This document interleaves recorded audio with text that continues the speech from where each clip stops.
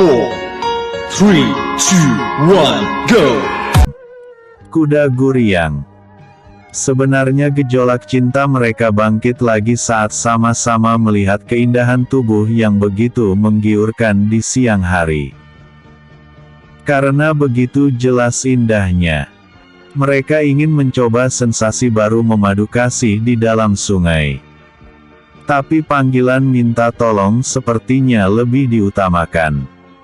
Akhirnya sepasang pendekar muda ini naik ke darat dan mengenakan pakaiannya. Sebelah sini, suara itu seolah menuntun mereka. Hingga akhirnya ditemukan. Di pinggir hutan, Adijaya melihat 2 ekor kuda yang terjepit di antara 2 pohon yang berdekatan. "Kemarilah, tolong lepaskan kami." Adijaya dan Asmarini saling pandang. Mereka mendengar suara itu berasal dari kuda yang terjepit. Kepala kuda itu mengangguk-angguk. Matanya berputar-putar dan ekornya juga bergerak-gerak. Kedua kuda itu berkulit putih semua. Sepasang, jantan dan betina. "Kau yang bicara?" tanya Adijaya sambil mendekati mereka. Asmarini mengikuti. "Benar, tolonglah kami Tuan." Kuda yang jantan memohon sambil angguk-anggukan kepalanya. Dalam hati Adijaya memanggil 2 Guryang pengikutnya. Dalam sekejap Padmasari dan Ki Santang muncul di sebelahnya. "Kalian tahu mereka?" tanya Adijaya. "Hewan dari bangsa kami," jawab Padmasari. "Kenapa tidak menolong mereka? Mereka bernasib sama seperti kami dulu, mendapat hukuman dan hanya golongan manusia yang bisa menyelamatkan." "Ah, rupanya ada makhluk sebangsa juga bersama kalian," ujar kuda jantan. "Bagaimana caranya?" tanya Adijaya kepada kuda yang ternyata dari bangsa Guryang itu. "Tebang saja pohon yang menjepit kami," kuda betina memberi petunjuk. "Juragan berdua bisa melihat mereka, berarti seperti aku dulu. Juragan adalah takdir mereka sebagai dewa penolong yang membebaskan mereka dari hukuman," kata Ki Santang. Adijaya menoleh ke istrinya. "Dinda, gunakan pedang bunga emas." Sejenak Asmarini ragu sampai kedipan mata sang suami meyakinkannya. Lalu gadis mungil ini mendekati pohon yang menjepit di sebelah kanan. Kres! Tanpa terlihat kapan si gadis menarik pedangnya, tahu-tahu pohon itu tiba-tiba tumbang karena tertebas pada bagian yang menjepit badan kuda. Hebatnya, tebasan pedangnya tak melukai hewan itu dan pohonnya roboh ke tempat kosong. Kedua kuda Guryang itu langsung melompat kegirangan. Mereka kibas-kibaskan kepalanya lalu berjalan mendekati Asmarini dan mencium kaki si gadis. Asmarini kaget langsung memeluk suaminya. "Gusti Putri, sekarang kami adalah abdimu, karena Gusti telah membebaskan hukuman kami," kata kuda betina. "Benar, Gusti Putri," timpal yang jantan. "Kami akan mengikuti kemanapun Gusti pergi seperti mereka berdua." Asmarini lepaskan pelukannya. Pedangnya telah tersarung kembali. Dia menatap bingung kepada suami yang kini tersenyum lembut padanya. "Dinda mempunyai pengikut juga sekarang," ucapnya lembut. "Bagaimana cara kalian mengikutiku?" tanya Asmarini kemudian. "Kami akan masuk ke dalam raga kuda itu." Ujung mulut kuda jantan menunjuk ke arah kuda yang menjadi penarik kereta. Kemudian tanpa diperintah, sepasang kuda Guryang ini berubah menjadi bayangan dan bergerak masuk ke dalam raga 2 kuda penarik kereta. Sesaat 2 kuda itu meringkik sambil menggerak-gerakkan tubuhnya. "Bagus, kita dapat teman lagi," ujar Padmasari. Sepasang Guryang ini pun kembali menghilang. "Apa di alam kalian juga ada rumput?" tanya Adijaya sambil tersenyum. Yang terdengar hanya suara tawa Ki Santang dan Padmasari serta ringkikan dua kuda yang kini berubah warna kulitnya menjadi putih bersih. Adijaya genggam dua tangan istrinya. "Dinda mau mandi lagi." Dia terpikiran ingin melanjutkan kemesraan di dalam sungai. Asmarini lemparkan senyumnya yang paling manis. Bibirnya lalu menyambar, menutup senyum mesra sang suami agak lama sebelum dilepas kembali. "Cari kesempatan lain saja, aku malu dilihat dua kuda itu." Keduanya lalu tertawa mengekeh sebelum mereka naik ke kereta. Memang, masih banyak kesempatan untuk mereka berdua. Apalagi mereka bebas karena sudah terikat dalam tali pernikahan. "Paman dan bibi kuda, kalian pasti bisa berjalan atau berlari tanpa dikendalikan tali kekang, bukan?" tanya Asmarini. "Tentu saja Gusti Putri." "Berjalan ke arah barat." "Baik, Gusti." Entah apa yang dirasakan sepasang pendekar muda ini. Bahagia atau bagaimana? Tidak menyangka takdir membawa mereka menemukan makhluk alam lain yang menjadi abdinya hanya dengan menolong. Ada keterangan bahwa menolong orang lain sama saja dengan menolong diri sendiri. Sekarang mereka tidak perlu mengendalikan kuda lagi saat berjalan. Bisa-bisa bebas di dalam ruangan sambil sesekali nongol ke jendela. Beberapa lama setelah kereta kuda bergerak jauh, tiba-tiba Adijaya memanggil kembali kedua Guryangnya. Tring! Padmasari dan Ki Santang sudah berada di antara mereka. Terlihat ada keseriusan di wajah majikan mereka. "Sepertinya juragan ada hal penting," tanya Ki Santang. "Ya, aku ingin meminta sesuatu pada kalian." "Katakan, juragan."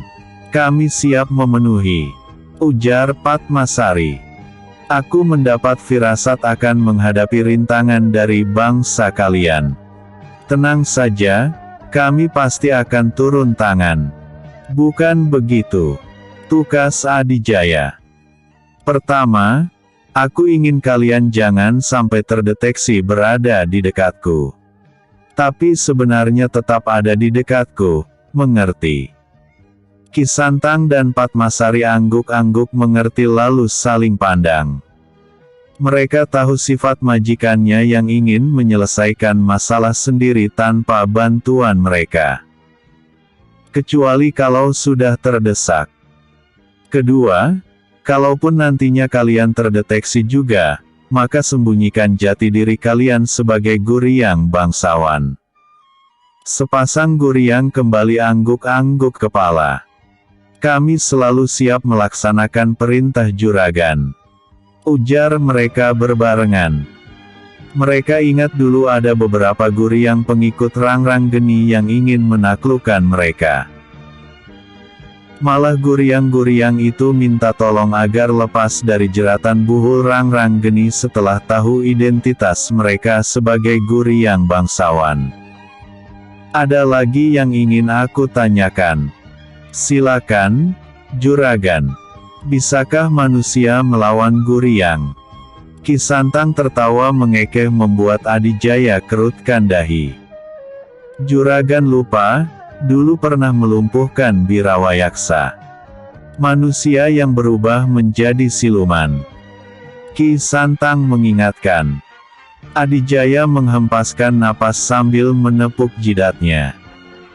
"Kalau begitu pertanyaannya aku ganti, di mana dan bagaimana caranya aku mendapatkan benda semacam labu penyedot sukma?" Ki Santang tampak berpikir, begitu juga Padmasari yang ahli sihir mendadak memikirkan ilmunya, apakah ada yang semacam ini? "Di alam kami, labu itu jumlahnya terbatas dan susah dicari," kata Ki Santang lalu dia memandang Padmasari.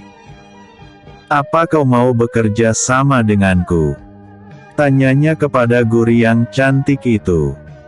Dari awal bertemu kita sudah bekerja sama, sahut Padmasari. Apa rencanamu? Ki Santang tersenyum lebar ke arah Adijaya. Juragan, kami permisi dulu untuk melakukan sesuatu yang berkaitan dengan pertanyaan juragan. Adijaya hanya mengangguk sebelum dua guru yang itu menghilang. Dia mengharap pengabdinya itu menemukan sesuatu yang diinginkannya. Pendekar muda itu teringat kembali ucapan Eyang Batara ketika pertama kali bertemu. Kekuatan besar, tanggung jawab besar. Waktu itu dia masih memiliki kekuatan yang berasal dari lumut ungu yang menjadi makanan ketika terjebak dalam goa. Sekarang kekuatannya berasal dari melati tunjung sampurna. Apakah perjalanan kita masih jauh, Kakang? Masih, semoga saja setelah sampai di sana semuanya sudah siap. Sebenarnya apa tujuan Kakang kali ini? Menumpas padepokan aliran hitam yang terkuat. Tiba-tiba kereta berhenti. Laskar Lembah Kuning. Asmarini beringsut ke depan. Membuka pintu lalu berdiri di tempat sais. Dia melihat ada belasan orang menghadang di jalan. Rata-rata mereka berumur 30-an. Penampilan rapi, tapi seringainya licik. Aku kira kereta mewah ini tidak ada pemiliknya, ternyata ada wanita cantik di dalamnya. Ujar lelaki yang paling depan dengan senyum sinis yang didukung oleh kumis tipis. Belasan orang di belakangnya menyambut dengan tertawa lantang. Semuanya menatap nakal, menggerayangi tubuh mungil Asmarini dari atas ke bawah. Ada yang bisa aku bantu? Tanya Asmarini tenang dan tersenyum manis. Dua tangannya dilipat di depan dada. Oh, nona ini. Selain cantik ternyata berhati baik. Yang paling ujung sebelah kanan angkat suara. Ya, aku yakin nona cantik ini juga pasti seorang dermawan. Timpal yang lain diakhiri dengan tawa. Anda beruntung bertemu dengan kami, Laskar Lembah Kuning. Asmarini tekuk kedua kaki, mengambil posisi duduk. Dia mendengar suara pelan yang berasal dari kuda jantan. Kuda Guryang itu memberitahukan tentang Laskar Lembah Kuning. Gusti Putri, mereka dikenal perampok budiman. Karena hasil rampokannya selalu dibagi-bagikan kepada warga yang membutuhkan. Padahal itu cuma kedok. Harta yang dibagikan cuma sedikit. Mereka sebenarnya sedang membangun kekuatan. Mereka adalah murid padepokan Gunung Sindu yang ditugaskan khusus mengumpulkan biaya. Dan satu lagi, tidak ada tempat yang bernama Lembah Kuning. Asmarini berdiri lagi. Katakan saja apa yang kalian minta. Si kumis tipis yang menjadi pemimpin mereka melangkah mendekati sampai jarak 1 tombak berdiri di sebelah kiri Asmarini. Kami menjadi tumpuan hidup beberapa desa yang tidak tersentuh kerajaan. Mereka hidup dalam kesengsaraan. Sudilah kiranya nona membantu kami. Si kumis tipis bermain kata. Berapa yang harus kuberi? Tanya si gadis lagi. Dalam hati dia mengumpat. Ternyata bermacam-macam cara manusia untuk memenuhi keserakahannya. Semuanya, kecuali kereta kuda ini agar nona bisa pulang dengan selamat. Asmarini kerutkan kening. Dia merasakan si kumis ini pancarkan hawa menekan, tapi sayangnya tidak berpengaruh kepada si gadis dan lelaki itu tidak menyadarinya. Sebelumnya aku ingin bertanya dulu, kata Asmarini kemudian. Apa yang ingin nona tanyakan? Mungkin aku bisa memberikan jawabannya. Apa kalian tahu tujuanku hendak kemana? Si kumis tipis tersenyum lalu memandang ke arah anak buahnya. Mereka menggeleng juga sambil senyum meremehkan. "Kami tidak tahu, Nona," jawab si kumis. "Kalau begitu aku akan memberitahu." Asmarini jongkok agar wajahnya lebih dekat ke si kumis tipis. "Aku hendak menumpas padepokan Gunung Sindu," katanya pelan, tapi terdengar oleh semuanya. Si kumis tipis tersurut mundur. Perkataan si gadis cukup membuktikan kalau dia tahu yang sebenarnya tentang mereka. Apalagi diucapkan dengan kerlingan mata sinis. Belasan orang yang mengaku Laskar Lembah Kuning ini berubah wajahnya. Tidak lagi pura-pura ramah. Satu orang yang tahu identitas mereka, berarti dia bukan orang sembarangan. Siapa wanita itu? Itulah yang ada di dalam pikiran mereka sekarang. Tidak disangka, penyamaran mereka yang begitu rapi telah dibongkar seorang wanita yang sama sekali tidak dikenal mereka. "Bagaimana?" tanya Asmarini bersikap menantang. "Berarti kau cari mati? Kita lihat siapa yang cari mati," seru Asmarini seraya melompat ke tanah yang lebih lapang. Pedang bunga emas sudah tergenggam di tangan menebarkan aroma harum semerbak. "Sebenarnya aku tidak ingin melukai tubuhmu yang indah itu." Salah seorang maju dengan senjata parang. Serangannya tampak meremehkan si gadis karena bertubuh mungil, sedangkan dia tinggi besar. Padahal sebelumnya dia terkejut karena si gadis tahu identitasnya. Namun, kecepatan Asmarini membuatnya kerepotan. Hanya 3 kali gebrakan dirinya sudah terpukul mundur. "Maju semuanya!" teriak Asmarini. Mereka saling pandang. Merasa diremehkan. Benarkah gadis ini cuma sendirian? Apakah di dalam kereta kuda tidak ada orang lagi? Melihat orang-orang itu belum bergerak, Asmarini bergerak lebih dulu. Pedang bunga emas diayunkan cepat. Angin keras yang disertai aroma harum membersit menyambar bagai hembusan badai. Wush! Belasan orang ini tersurut mundur. Terkejut karena tidak menyangka anginnya saja sudah begitu dahsyat. Asmarini ingin membuktikan bahwa dia tidak asal sesumbar.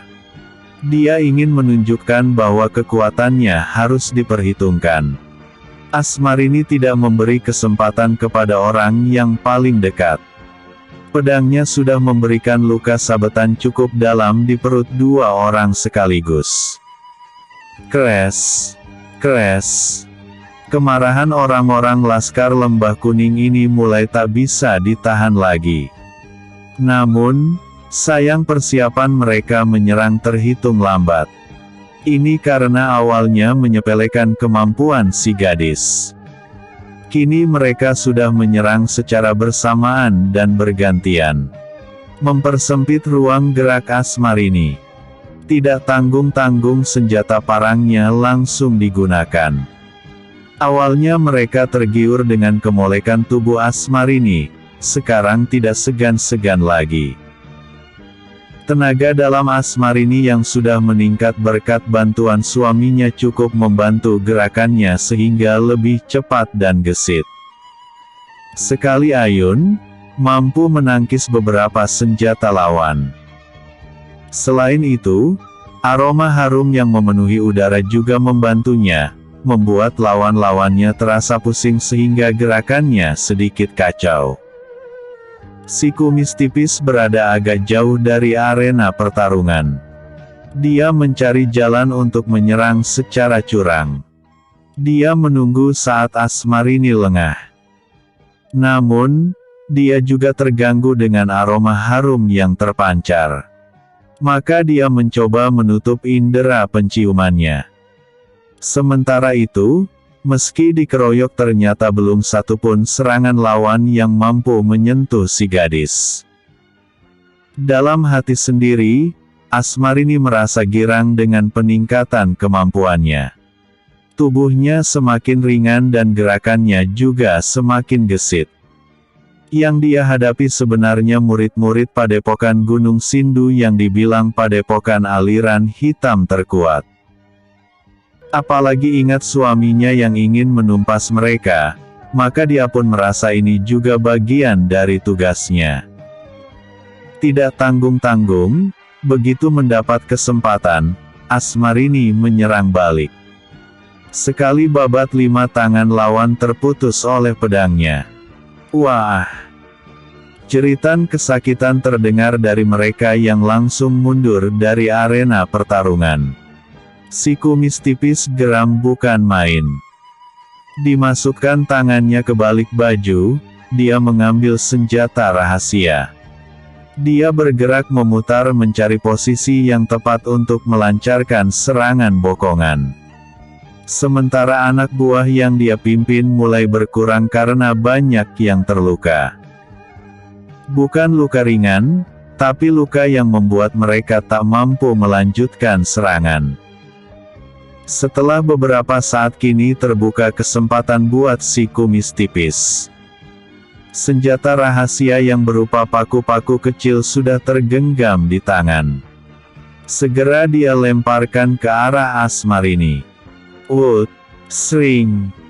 Si kumis tipis terkejut karena tiba-tiba saja ada angin kuat menghempaskan senjatanya.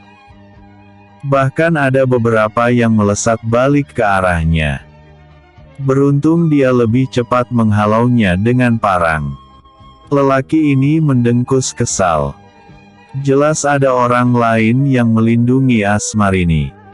Berarti gadis itu tidak sendiri. Dia mengitarkan pandangan, mencari siapa dan di mana orang itu. Pandangannya terpentok pada kereta kuda. Di tempat sais itu kini telah berdiri seorang pemuda yang tengah tersenyum ke arahnya. Aksi si mungil. Benar juga, gadis mungil itu tidak sendirian. Pemuda di atas kereta pasti lebih tinggi ilmunya, batin si kumis tipis. Dia melihat Adijaya tidak melakukan tindakan lagi. Hanya berdiri di sana mengawasi gerak-geriknya. Giliranmu, majulah. Seru Asmarini mengejutkan lamunannya. Lebih terkejut lagi ternyata semua anak buahnya telah terkapar dengan luka-luka yang serius. Dia heran mengapa gadis ini tidak membunuh mereka. Si kumis tipis tampak ragu. Seorang diri, gadis itu bisa saja membantai anak buahnya. Dia ragu apakah dia mampu melawan gadis itu. Apa yang harus dia lakukan? Dunia akan menertawakan, seorang murid dari padepokan terkuat lari dari pertarungan karena takut melawan perempuan, ujar Adijaya pelan, tapi tetap terdengar sampai ke telinga si kumis tipis. Lelaki berumur 30-an ini keraskan rahang. Dadanya terasa bergemuruh. Dia ingin menghabisi lawannya, tapi jiwa pengecut sifat golongan hitam lebih menguasai diri. Kalau kalian merasa jagoan, datanglah ke markas kami. Tantang si kumis tipis. Dia bermaksud mengulur waktu agar bisa cari kesempatan untuk kabur. Sudah habis nyali, masih sesumbar. Damprat Asmarini. Pedangnya diacungkan bersiap melepaskan serangan. Si kumis tipis sudah waspada. Dia mulai keluarkan hawa sakti dan melapisi kedua tangan dengan tenaga dalam. Namun, tiba-tiba dia merasa ada angin lembut menyapu tengkuknya. Wajahnya seketika tampak senang. Kelompok bentukanmu hancur hanya oleh seorang wanita kecil itu, apa aku tidak salah lihat? Satu suara tua tiba-tiba menyeruak berbarengan dengan munculnya lelaki parubaya dari arah belakang si kumis tipis. Paman Gardika, si kumis tipis menjura kepada orang tersebut. Asmarini turunkan pedangnya. Dia bisa membaca lelaki bernama Gardika ini lebih sakti daripada si kumis tipis. Dia pasti salah satu dedengkot padepokan Gunung Sindu. Gardika memandang ke arah Adijaya. Turun kau, mari selesaikan urusan kita. Adijaya tersenyum sambil melipat kedua tangannya di dada. Kau jangan meremehkan istriku, pendekar pedang bunga. Lewati dia dulu. Senyum kecil Asmarini terukir di bibirnya. Pendekar pedang bunga adalah gelar yang disematkan kepada gurunya dulu. Apa dia layak menyandang julukan itu setelah sang guru meninggal?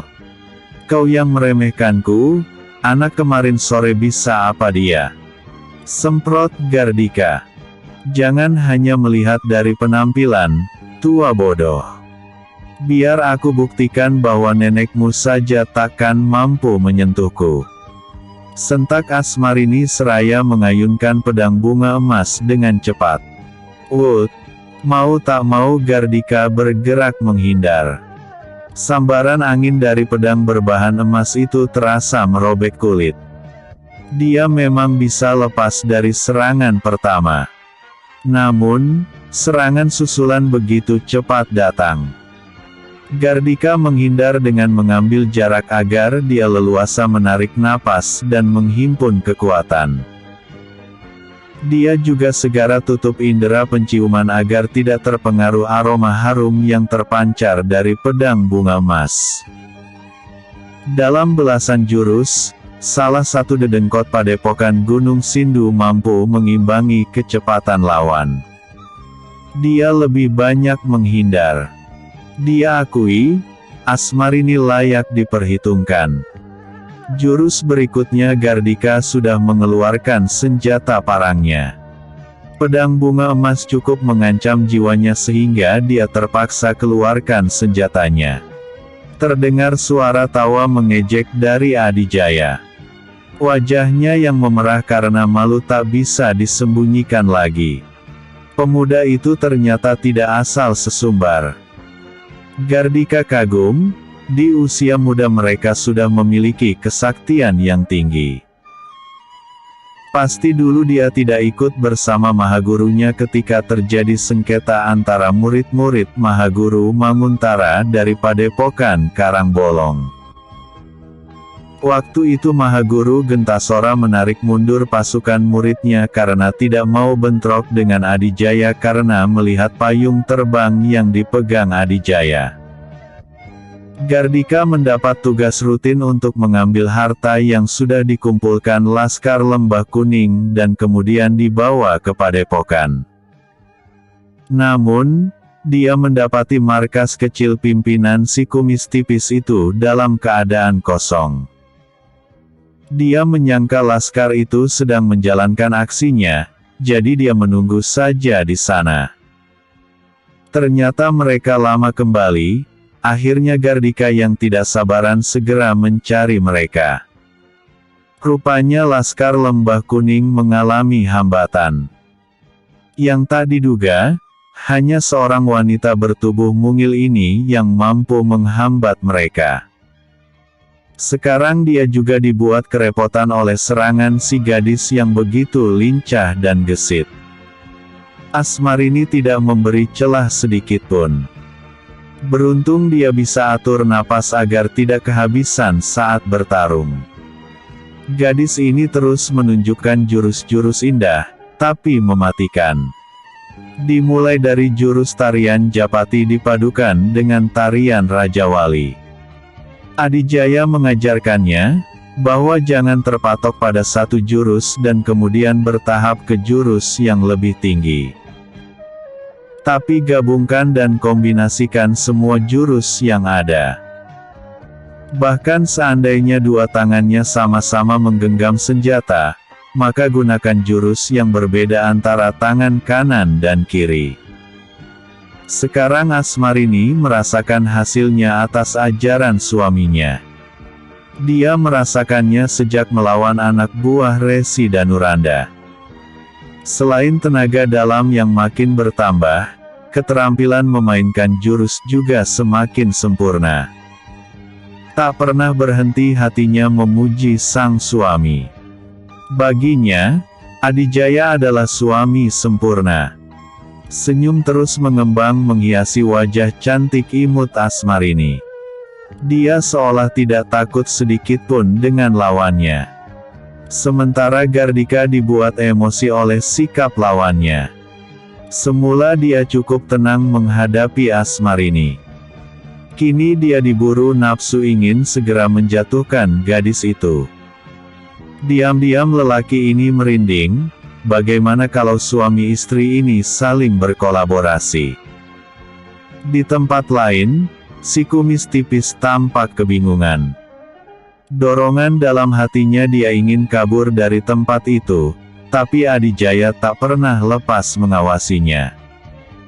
Seandainya dia menyerang Adijaya, jelas dia sadar tak mampu menandinginya. Tetapi kalau turun tangan membantu Gardika, dia takut akan mengganggu konsentrasi atasannya itu. Sebaiknya kau diam saja, kalau tidak ingin mengalami nasib buruk. Perintah Adijaya yang mengetahui kebimbangan lelaki berkumis tipis itu. Si kumis tipis tak pernah seciut ini nyalinya. Sebenarnya Gardika juga mengharapkan bantuan si kumis tipis. Namun, dia sadar si kumis pasti berada di posisi yang sulit.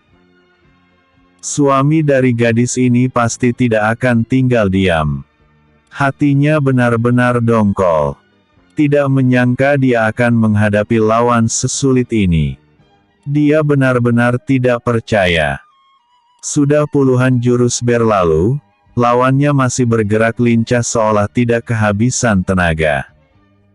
Sedangkan dia, napasnya sudah tak beraturan. Akhirnya Gardika mengambil jarak cukup jauh.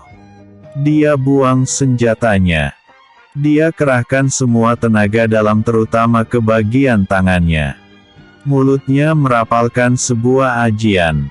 Lalu kedua tangannya disentakkan ke depan. Dua bola api keluar dari dua tangan Gardika, melesat cepat ke arah Asmarini. Dengan sangat cepat si gadis alirkan hawa sakti ke dalam pedang sehingga senjatanya memancarkan cahaya kemasan. Kemudian dia membuat gerakan menebas dari kanan ke kiri. Serap. Angin dahsyat beraroma harum yang sangat pekat keluar dari tebasan pedang menghalau dua bola api hingga terpental balik menghantam si pemiliknya sendiri. Rencana padepokan Gunung Sindu. Tubuh Gardika terbakar lalu meledak hancur berkeping tak berbentuk lagi. Asmarini sendiri terpekik melihat kematian yang mengerikan itu. Gadis ini melompat mundur menghindari serpihan tubuh Gardika yang menjadi bagian-bagian kecil. Sedangkan si kumis tipis wajahnya semakin mengkelam dilanda ketakutan yang amat sangat. Badannya lemas tak bertenaga sehingga sosoknya jatuh terduduk. Semua anak buahnya yang terluka kini dapat berdiri. Namun, mereka tak memiliki kekuatan lagi. Kalian pergilah melapor kepada Mahaguru kalian, dan tunggulah kedatangan kami. Suruh Adijaya. Dengan langkah gontai dan perasaan yang campur aduk, rombongan yang sebelumnya menamakan diri Laskar Lembah Kuning ini meninggalkan sepasang pendekar muda. Adijaya memeluk mesra istrinya setelah berada di dekatnya. Kereta kuda berjalan dengan sendirinya. Mereka duduk di tempat kusir. Dinda semakin hebat, puji Adijaya sambil membelai rambut sang istri tercinta. Semua berkat Kakang juga. Asmarini sandarkan kepalanya ke bahu sang suami. Lawan kita akan semakin berat, kita tetap harus terus meningkatkan kekuatan. Di langit sang penerang jagat telah melewati puncaknya. Udara agak sedikit terik, tapi dua insan ini tetap merasa sejuk. Perjalanan mereka kini melewati jalan yang agak menanjak. Di depan mereka tampak sebuah bukit kecil.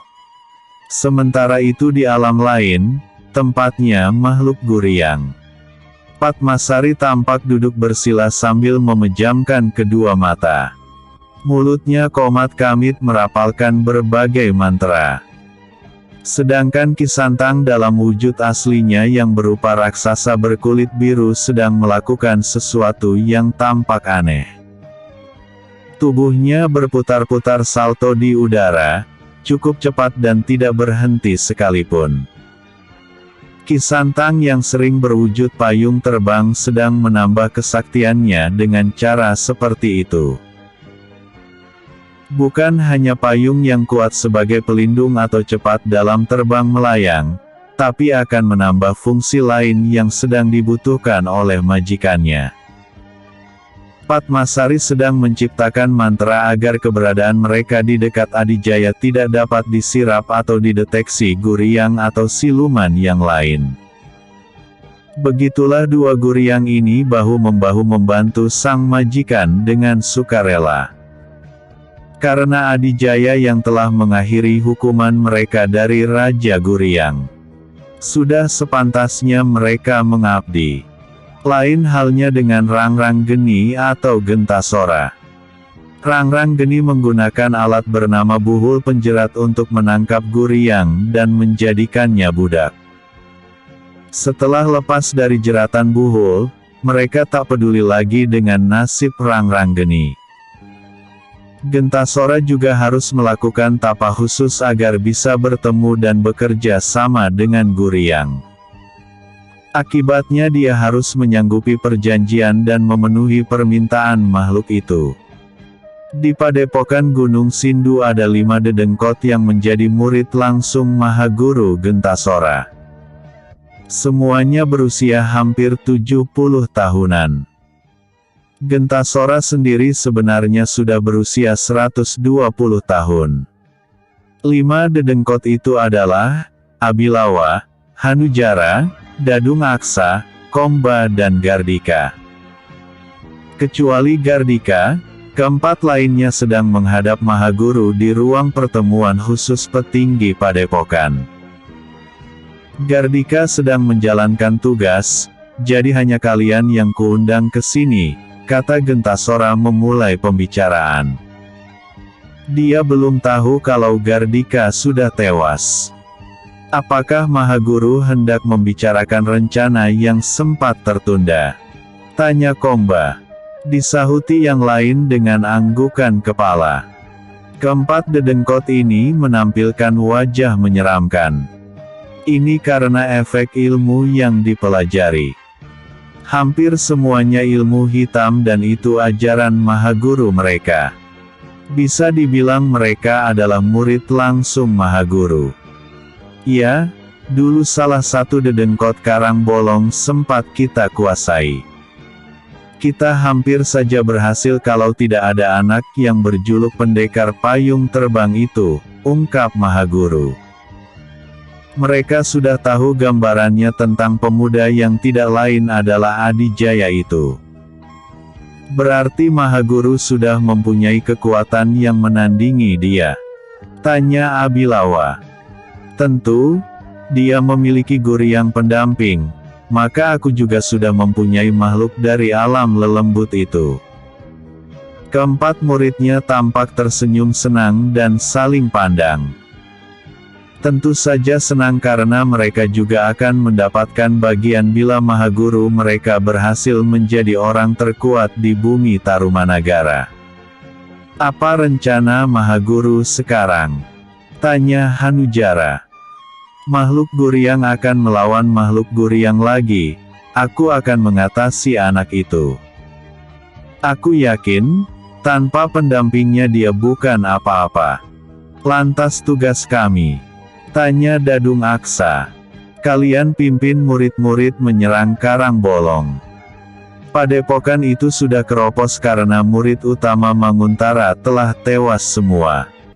Aku yakin kalian berlima jika bergabung akan mampu mengalahkan Manguntara. Kembali empat dedengkot ini angguk-angguk kepala. Dalam pikiran masing membayangkan Mahaguru Manguntara yang tidak mampu membendung serangan mereka. Empat orang ini sama-sama menyeringai licik. Dan kitab Hyang Sajati? Tanya Komba lagi. Tentu saja temukan dan ambil, sahut Gentasora. Dengan kitab itu, aku bisa menandingi Eyang Batara. Kalian juga akan mempelajarinya setelah aku duluan yang menguasai. Terdengar tawa puas dari empat dedengkot ini. Mereka sudah menerawang ketika mereka sudah sangat sakti nantinya. Kapan mulai bergerak, Mahaguru? Tanya Dadung Aksa. Setelah Gardika kembali. Namun, dari sekarang juga kalian harus mempersiapkan segalanya. Siap, Mahaguru? Ujar mereka serentak. Si kumis tipis baru sadar dari lamunannya ketika ternyata dia hanya berjalan sendirian.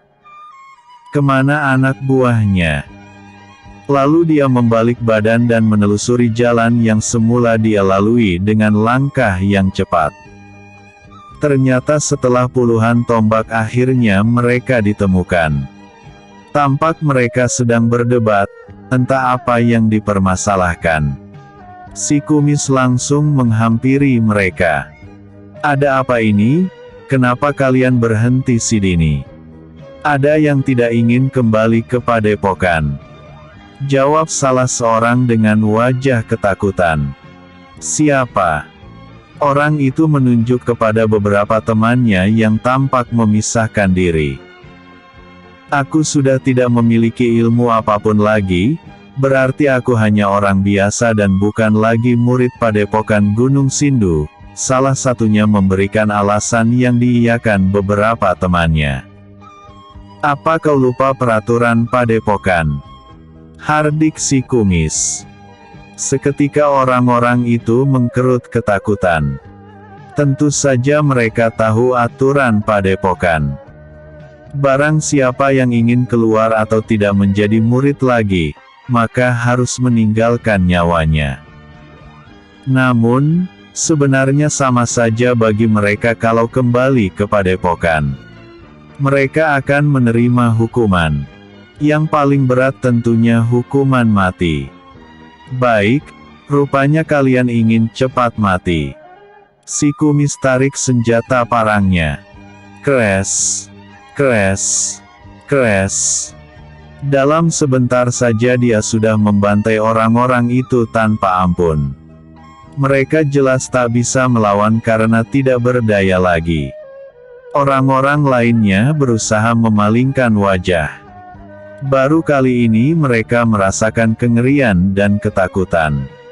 Jalan mereka serba salah. Kemanapun arahnya pasti menemui kematian.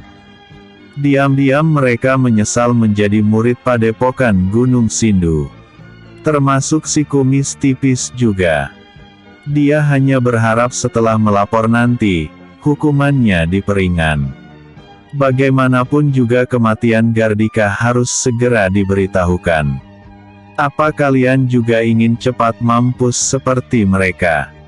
Si kumis beralih ke anak buah yang tersisa. Mati sekarang akan lebih baik daripada nanti akan menerima siksaan terlebih dahulu. Orang-orang itu hanya diam menunduk. Pergerakan sepasang pendekar muda. Ketika tengah asyiknya menikmati pemandangan di atas kereta kuda, Adijaya mendapat bisikan dari Padmasari. Guriang perempuan itu melaporkan hasil pekerjaannya bersama Kisantang. Yang pertama, mereka sudah bisa menyembunyikan keberadaan mereka agar tidak terdeteksi oleh manusia atau guriang lain yang berada di sekitarnya. Yang kedua, membuat Adijaya cukup tersenyum lebar.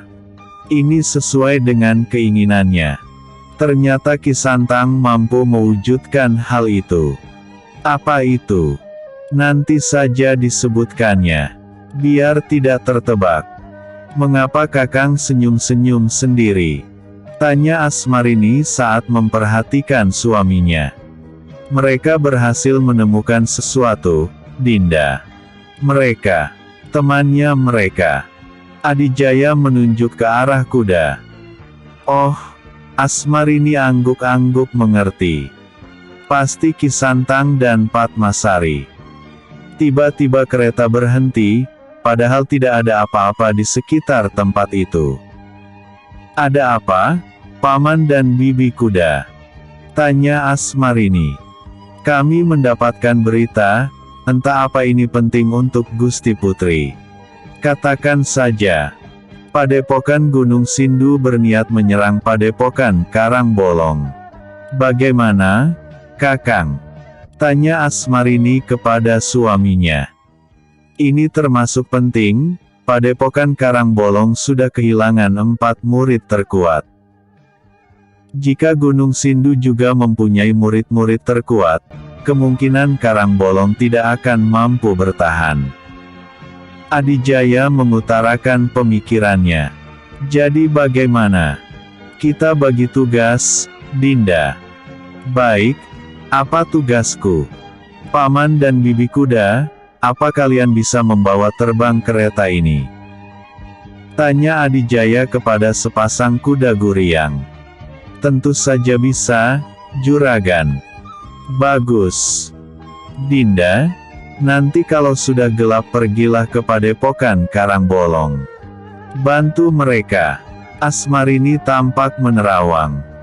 Suaminya pernah bercerita tentang pertemuannya dengan Mahaguru Manguntara, pemimpin tertinggi Padepokan itu. Dia merasa tidak akan sulit memperkenalkan diri.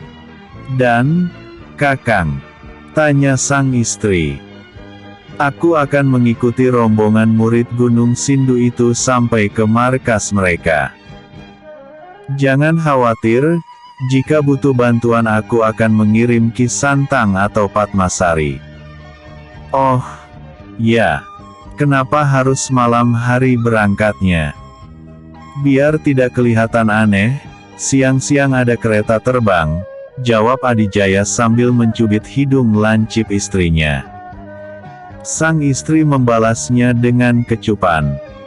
Sebenarnya entah kenapa aku tidak mau jauh-jauh dari Kakang.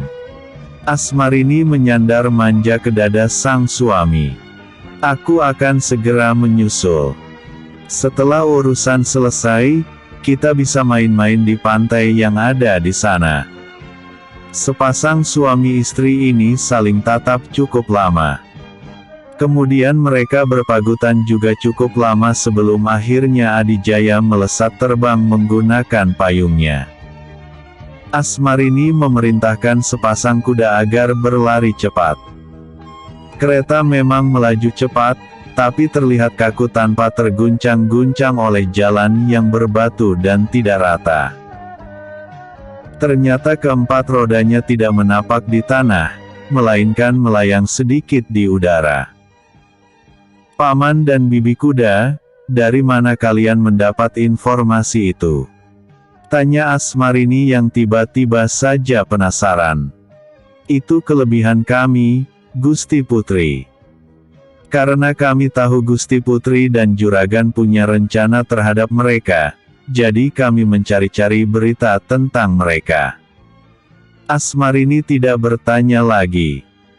Sementara itu di atas udara Adijaya mengitarkan pandangan mencari keberadaan rombongan murid Padepokan Gunung Sindu. Dia melihat beberapa dari mereka sudah jadi mayat tergeletak begitu saja di jalanan. Bergerak maju lagi, terlihat lagi sisanya yang juga sudah terkapar tanpa nyawa. Di antara mereka tidak ada lelaki berkumis tipis itu. Mungkin dia yang telah membantai semua temannya. Entah apa masalahnya, Adijaya tidak peduli.